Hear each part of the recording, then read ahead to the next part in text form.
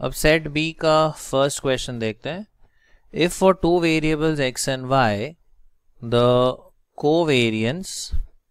variance of x and variance of y are 40, 16 and 256 respectively, what is the value of correlation coefficient?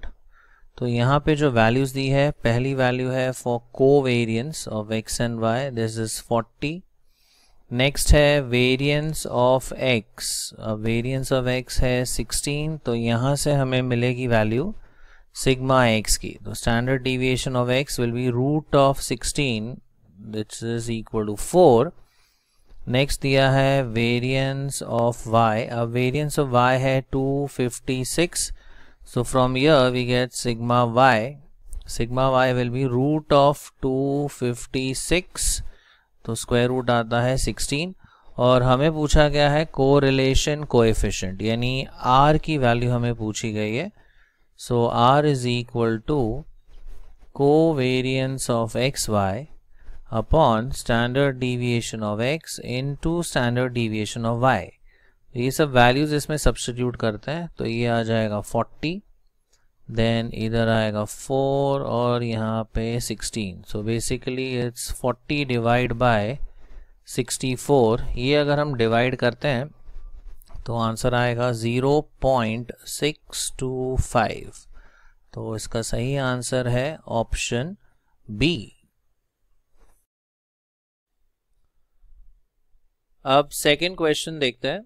If covariance between x and y is 15, what restriction should be put for standard deviations of x and y?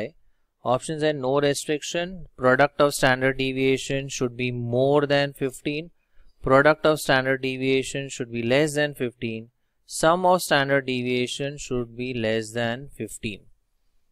अब हमें पता है कि correlation coefficient का जो formula है वो है covariance of xy upon standard deviation of x into standard deviation of y, right?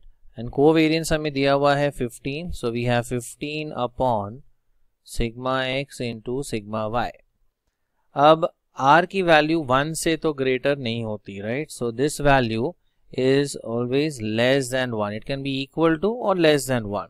1 से ग्रेटर तो नहीं होगी, मतलब 15 upon sigma x into sigma y, this should be less than 1. तो अगर ये हम क्रॉस मल्टीप्लाई करते हैं, यहाँ पे इसे अगर इस तरफ मल्टीप्लाई करते हैं, सो 15 is less than sigma x into sigma y.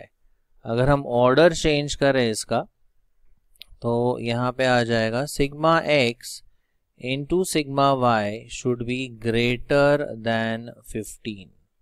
तो ये हमें आंसर मिलता है. तो इसका सही आंसर है the product of standard deviation should be more then 15. तो इसका करेक्ट आंसर है ऑप्शन बी. अब थर्ड क्वेश्चन देखते हैं. If covariance between two variables is 20, suppose variables है x एंड y, तो covariance between x and y ये है 20 and variance of one of the variable is 16. Suppose हम variance of x हम ले लेते हैं 16, तो यहाँ से हमें मिल जाएगा standard deviation of x, that is root 16. root 16 होता है 4. What would be the variance of other variable? तो हमें दूसरे वेरिएबल का वेरिएंस ढूंढना है, ये वैल्यू. नाउ ये तीनों वैल्यूज से हम r ढूंढ सकते हैं, राइट? बिकॉज r यानी correlation coefficient. So we know that r is covariance of X Y upon standard deviation of x into standard deviation of y, correct? So therefore अभी ये अगर हम सब्स्टिट्यूट करते हैं, r कितना आएगा? r विल बी, ये तो हो जाएगा 20. Sigma x is 4 into sigma y, सो ये आ जाता है 5 अपॉन सिग्मा y. बट हमें चाहिए वेरिएंस ऑफ y की value. Okay, let's C.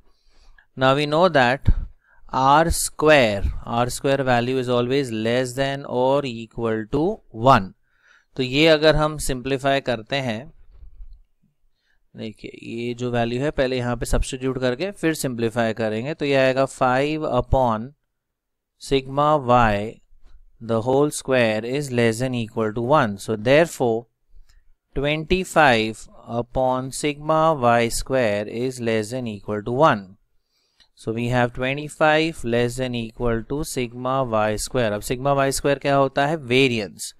So therefore 25 is less than equal to variance of y, या फिर हम कह सकते हैं the variance of y should be greater than equal to 25.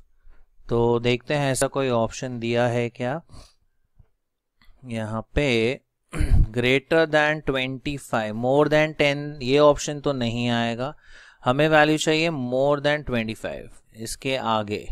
तो मोर देन 10 तो नहीं आएगा, लेस देन 10 भी नहीं आएगा, मोर देन 1.25 ये ऑप्शन भी नहीं आएगा। अब 25 से ग्रेटर बोला है तो obviously it has to be more than 100 also, right, because इसके आगे ही 100 आने वाला है यहाँ पे। तो अगर वो 25 से ग्रेटर है और कुछ लिमिट दिया नहीं है तो ऑब्वियसली वो वैल्यू 100 के ग्रेटर भी हो सकती है। तो इसलिए इसका सही आंसर है ऑप्शन ए, मोर देन 100। अब क्वेश्चन 4 देखते हैं। If y is equal to a plus bx, then what is the coefficient of correlation between x and y? Option है 1, -1, 1 और -1 according as b greater than or b less than 0। अब देखिए यहाँ पे जो रिलेशन दिया है x एंड y का, वो एक लीनियर रिलेशन दिया है, y is equal to a plus bx। This is in fact of the form y is equal to mx plus c, ये स्लोप इंटरसेप्ट फॉर्म में है। यानी ये जो इक्वेशन है ये एक स्ट्रेट लाइन रिप्रेजेंट करती है। This is the equation of a straight line. अब अगर हम ग्राफ बनाएं तो ये लाइन ऐसे भी आ सकती है, राइट, पॉजिटिव स्लोप, या फिर ये ग्राफ ऐसे भी आ सकता है नेगेटिव स्लोप के साथ, राइट। तो एक तो श्योर है कि ये परफेक्ट पॉजिटिव कोरिलेशन भी हो सकता है, परफेक्ट नेगेटिव कोरिलेशन भी हो सकता है। अब ये अगर ग्राफ ऐसे आए देन r is 1, और ग्राफ अगर ऐसे आता है तो -1। लेकिन ये लाइन का जो डायरेक्शन है that is decided by b यानी कि यहाँ पे देखिए जैसे slope, m is the slope, correct. तो यहाँ पे भी b क्या है? b इस लाइन का स्लोप है। तो अगर b का वैल्यू पॉजिटिव हुआ, यानी अगर b ग्रेटर देन 0 है तो लाइन ऐसे आएगी, तो r इज इक्वल टू 1। और b की वैल्यू अगर नेगेटिव है, स्लोप नेगेटिव है, तो ये लाइन ऐसे डाउनवर्ड्स जाती हुई दिखेगी, that is r is equal to -1। तो ये b की वैल्यू डिसाइड करेगी वेदर r इज 1 और -1। इसलिए इसका सही आंसर है ऑप्शन सी। अब क्वेश्चन 5 देखते हैं। इफ r यानी कोरिलेशन कोएफिशिएंट, इसकी वैल्यू दी हुई है 0.6 और हमें पूछा गया है कोएफिशिएंट ऑफ नॉन डिटर्मिनेशन। अभी अब इसका तो एक स्टैंडर्ड फॉर्मूला ही है, coefficient of non determination is given by, अब कोएफिशिएंट ऑफ डिटर्मिनेशन होता है r², तो कोएफिशिएंट ऑफ नॉन डिटर्मिनेशन होता है 1 - r², यानी 1 - 0.6 का स्क्वायर। ये अगर सिंप्लीफाई करते हैं तो यह रहेगा 1 - 0.36 and that is equal to 0.64। तो इसका सही आंसर है 0.64। Answer is option D.